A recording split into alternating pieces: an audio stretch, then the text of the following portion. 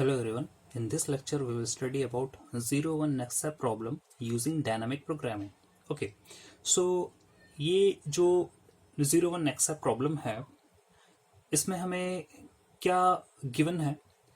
We have been available with a bag जिसको हम knapsack बोलते हैं, जिसकी कैपेसिटी जो है वो हम m से डिनोट कर रहे हैं. दैट मीन्स इस बैग के अंदर जो मैक्सिमम वेट है वो m तक का आ सकता है. Okay. And we have been available with n objects जिसको हम xi से रिप्रेजेंट कर रहे हैं and we are taking them as x1 x2 up to xn. Fine. और इनके जो ऑब्जेक्ट्स हैं इनके रेस्पेक्टिव वेट्स हैं हम w से रिप्रेजेंट कर रहे हैं. So we have make another set of these. That means w1 w2 up to wn. Okay. And इनसे जो एसोसिएटेड प्रॉफिट्स हैं इन वेट से that is represented by p और वो हम लिख रहे हैं p1 p2 up to pn. Okay fine. तो आपको गिवन क्या है? एक बैग है जिसकी कैपेसिटी m है और आपके पास n ऑब्जेक्ट्स अवेलेबल हैं फ्रॉम x1 टू xn और उनका रेस्पेक्टिव वेट w1 से लेकर wn तक है और उनके रेस्पेक्टिव जो प्रॉफिट्स हैं वो p1 से लेकर pn तक है. ओके. तो हमारी प्रॉब्लम क्या है इसमें?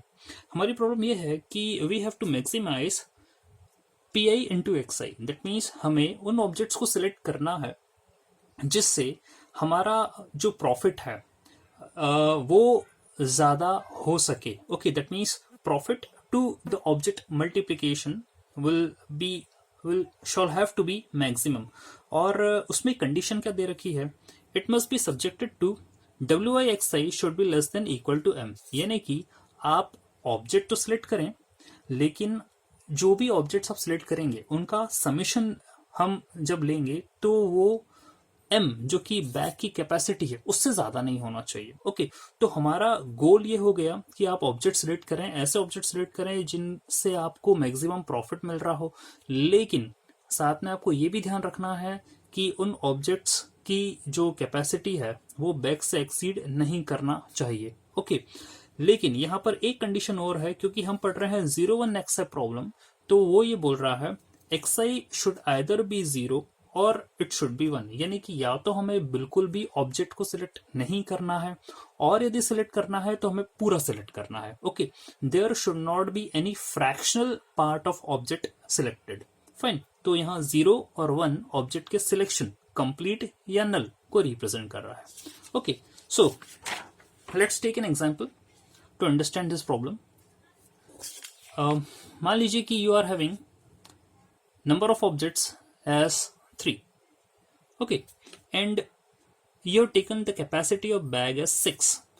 तो जो आपने ये 3 ऑब्जेक्ट्स लिए हैं इनके जो प्रॉफिट्स हैं they are given as p1 p2 p3 as 1 2 and 5 और इनके जो रेस्पेक्टिव वेट्स हैं they are taken as 2 3 and 4. Okay. तो अब हमें इस प्रॉब्लम को सॉल्व करना है डायनामिक प्रोग्रामिंग अप्रोच को लगाते हुए. प्रॉब्लम आपके सामने है. ओके. और कंडीशंस आपको गिवन है. तो how we proceed to solve this problem? We make set of combination of profit and weight. Okay. तो हम यहाँ कर रहे हैं सेट बना रहे हैं एक प्रॉफिट और वेट का. यानी कैसे? We are taking s equal to ये जो सेट है s it is given as p, w. Okay. हर एक ऑब्जेक्ट का आप क्या करेंगे? प्रॉफिट और वेट का सेट का कॉम्बिनेशन लेकर चल रहे हैं. Okay. So initially step number 1, initially s0 is your set और वी जस्ट से कि डायनामिक प्रोग्रामिंग में होता क्या है, हम प्रॉब्लम को वेरियस स्टेजेस के अंदर ब्रेक करते हैं और हर एक स्टेज का हम सोल्यूशन जो है वो निकाल लेते हैं और उसका जो सोल्यूशन निकला है उसको प्रीवियस जो स्टेप है उसके अंदर यूटिलाइज कर सकते हैं. ओके. तो जैसा कि हमने अभी आपसे बोला कि आपको क्या करना है, सेट बनाने हैं प्रॉफिट टू वेट का. ओके. तो आपका इनिशियली यदि हम बात करें तो आप S0 से डिनोट कर रहे हैं P0 and W0. That means bag is empty और अभी जो है ना कोई वेट उसके अंदर दिया गया है, कोई ऑब्जेक्ट रिलेटेड नहीं है, तो उसके रिस्पेक्ट में हम बोलेंगे कि प्रॉफिट भी कुछ नहीं है, वो भी 0 है. Now there is another set S01 और ये सेट कहाँ से आएगा? If you select first object okay 1 जो कि उसका प्रॉफिट है और वेट जो कि उसका 2 है, तो हम क्या करेंगे 1 2 इसके अंदर ऐड कर देंगे. दैट मीन्स 1 जब 0 में ऐड हुआ तो 1 आ गया, 2 जब 0 में ऐड हुआ तो 2 आ गया। ओके, तो S01 जो है वो हमें ऑब्टेन हुआ है and we have taken the first set of profit and weight of X1। Okay, तो ये आपको मिल गया। फाइन, उसके बाद हमें क्या करना है, we will go to the next stage that is given as S1। और ये स्टेज आपको कहां से मिलेगी, ये स्टेज आपको मिलेगी ये जो दोनों सेट हैं प्रीवियसली इनका यूनियन करने पर। Okay, so here S1 which we got the next set और the next stage as the union of S0 and S01। इन दोनों का हमने यूनियन कर दिया तो हमें ये वाला सेट मिला। ओके, इसको हम मर्जिंग या यूनियन प्रोसेस दोनों बोल सकते हैं। Now we will create another set S11 that is equal to, हम क्या कर रहे हैं, ये वाला सेकेंड वाला ऑब्जेक्ट ले रहे हैं, उसको X2 से डिनोट कर रहे हैं, उसका प्रॉफिट 2 है, उसका वेट 3 है। हम क्या करेंगे, इसको इस सेट के जो भी दोनों एलिमेंट्स हैं उनके अंदर जोड़ रहे हैं। ओके, तो 2 0 में जुड़ा 2 आ गया, 3 0 में जुड़ा 3 आ गया। ओके, 2 जब 1 में ऐड हुआ तो 3 आ गया और 3 जब 2 में ऐड हुआ तो 5 आ गया। फाइन, तो you get an intermediate set that is S11 which is given like this. Okay, अब हम क्या करेंगे, अगला सेट बनाएंगे और जो अगला सेट बनेगा वो यूनियन होगा S1 और S11 का। ओके, तो S2 जो कि अनदर सेट है आपका that is the union of these two sets. तो हमने यहाँ लिख दिया है ये आपके सारे एलिमेंट्स जो कि प्रीवियस सेट के थे चारों के चारों आ गए हैं। अब हम क्या करेंगे, X3 जो कि आपका 5 एंड 4 है इसको हम सिलेक्ट कर रहे हैं। ओके, तो 5 and 4 we just select and we add to all these values. तो 5 जो 0 में ऐड हुआ तो 5 आ गया, 4 जो 0 में ऐड हो गया 4 आ गया, 5 जब 1 में ऐड हुआ तो 6 आ गया, 4 जब 2 में ऐड हुआ तो 6 आ गया, 5 2 में ऐड हुआ तो 7 आ गया, 4 जब 3 में ऐड हुआ तो 7 आ गया, 5 3 में ऐड हुआ तो 8 आ गया, 4 जब 5 में ऐड हुआ तो आपका 9 आ गया। इस तरीके से हमने क्या कर रखा है, ये वाला एक और सेट तैयार कर दिया, intermediate set that is S21। Okay, अब हमें क्या करना है, नेक्स्ट S3 जो कि आएगा वो इन दोनों के कॉम्बिनेशन से आएगा। So we can write that S3 as the combination of the previous set। तो अब आपके पास ये जो है ऑल 1 2 3 4 5 6 7 एंड 8 एलिमेंट्स का आपके पास सेट आ गया। So that's it. अब आगे X4 कोई दूसरा आपके पास जो है ऑब्जेक्ट अवेलेबल नहीं है तो अब हम इसको यहाँ पर एंड करते हैं।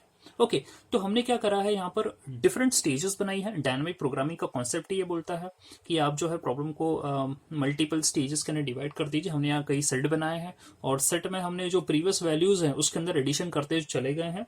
ओके, तो आपकी ये मर्जिंग प्रोसेस यहाँ पर कंप्लीट हुई। मर्जिंग प्रोसेस होने के बाद क्या होता है, there is a purging condition और the purging process. Purging process में हम क्या करेंगे, हम एलिमिनेट करेंगे उन एलिमेंट्स को जो कि ये जो कंडीशंस फॉलो नहीं करेंगे। एलिमिनेट हम कैसे करने वाले हैं, इफ PW, यदि कोई एक सेट है यहाँ पर PW का, if W is greater than M, यानी कि वेट यदि आपके पास जो बैग की कैपेसिटी है उससे एक्सीड कर जाता है तो उसे आप क्या कर दीजिए, पर्ज कर दीजिए या एलिमिनेट कर दीजिए। ओके, पहली कंडीशन ये है। तो हम अपने सेट को देखें, मैं सेट यहाँ पर वापस लिख देता हूँ। ओके, तो यहाँ ये बोल रहा है कि यदि वेट आपकी कैपेसिटी से बढ़ जाता है तो उसे पर्ज करना है या एलिमिनेट करना है। तो हम ये देखें, यहाँ 7 है, यहाँ 9 है वेट, और आपकी बैग की कैपेसिटी M इक्वल टू 6 थी। ठीक है, तो ये दोनों क्या कर रहे हैं, एक्सीड कर रहे हैं। तो डेफिनेटली हमें क्या करना पड़ेगा, इन दोनों को एलिमिनेट करना पड़ेगा। तो पहली कंडीशन ये हुई और इस कंडीशन के थ्रू क्या हो गया, आखिरी के दोनों एलिमेंट जो है वो आपके ये जो सेट था वो गया दोनों एलिमेंट्स का। अब आपके जो रिमेनिंग एलिमेंट्स हैं, एक कंडीशन और है, वो कंडीशन ये है, if PJ WJ and PK WK are the set, are the elements of a particular set, then if PJ is less than PK, यदि PJ PK से कम होता है और WJ WK से बड़ा होता है तो आपको PJ WJ को पर्ज करना है। अब ये क्या बोलना चाह रहा है, देखिए, PJ WJ and PK WK ये एलिमेंट्स हैं। तो मान लीजिए हम इसको PJ ले रहे हैं, इसको हम WJ ले रहे हैं, इसको हम PK ले रहे हैं, इसको WK ले रहे हैं। अब आपको कंडीशन क्या कह रही है, if PJ is less than equal to PK, PJ जो है वो 0 है, PK 1 है, तो ये कंडीशन ओके ट्रू हो गई। And W J is greater than W के, ऐसा है क्या? डब्ल्यू जे इज 0, डब्ल्यू के इज 2, ये से बड़ा नहीं है। ओके, तो हम इसको पर्च नहीं करने वाले हैं। ठीक है, हम आगे बढ़ते हैं। अब ये पी जे हो जाएगा, ये डब्ल्यू जे हो जाएगा, ये पी के हो जाएगा, ये डब्ल्यू के हो जाएगा। फिर हम कंडीशन चेक करते हैं। ये जो प्रॉफिट है 2, ये 1 से बड़ा है। Okay fine. ये जो आपकी वेट है 2, ये इससे बड़ा है क्या 3 से? नहीं बड़ा है, तो ये भी 1 2 भी पर्च नहीं होने वाला है। ठीक है, हम फिर आगे बढ़ जाते हैं। इसको और इसको कंपेयर करेंगे हम। ये जो आपका 2 है ये 3 से छोटा है, that means this profit is less then this. Okay fine. And ये जो आपका वेट है ये इससे बड़ा है क्या? 3 इज ग्रेटर देन 5? नो, नहीं है, तो 2 और 3 भी आपका पर्च नहीं होगा। अब हम आगे बढ़ जाते हैं, 3 5 और 5 4 को देखते हैं। 3 जो है it is less then 5, yes okay. And 5 and 4 यदि यहाँ देखें, डब्ल्यू जे, ये डब्ल्यू जे है, ये डब्ल्यू के है। 5 greater than 4, yes 5 is greater than 4।